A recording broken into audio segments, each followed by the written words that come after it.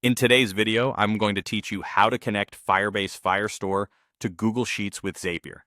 By the end, you'll have an automated workflow that sends new Firestore documents straight into a spreadsheet, so your data stays organized without manual copy-paste. First, we'll set up the trigger in Zapier. Log in and click. Create Zap to start a new automation. In the trigger search bar, look for Firebase and select it. For the event, choose New Document within a Firestore collection. This tells Zapier to watch for new documents as they appear.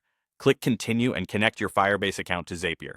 You'll be prompted to grant permissions so Zapier can read from your Firestore database. Once connected, customize the trigger by picking the specific collection you want to monitor. If you need your results ordered a certain way, add a structured query. Many people sort by a timestamp field, so the newest document is used for testing. Click Continue and run a test. Zapier will pull a recent document from that collection, which becomes your sample data for the rest of the setup. If nothing appears, make sure the collection path is correct and that at least one document exists. Next, let's configure the action in Google Sheets. Search for Google Sheets as the Action app and choose Create Spreadsheet Row.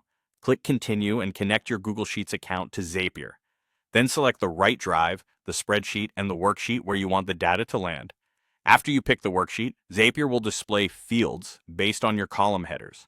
Click into each field and map it to the corresponding data from the Firestore test record using the Insert Data dropdown. Match names and types carefully, dates to date columns, numbers to numeric columns, to keep your sheet clean and usable. When everything is mapped, click Continue. Now it's time to test and turn it on. Run a test for the action step, and Zapier will create a new row in your selected sheet using the sample data from Firestore. Open the sheet and confirm that each value landed in the correct column. If something is off, return to the mapping and adjust the fields until it looks right.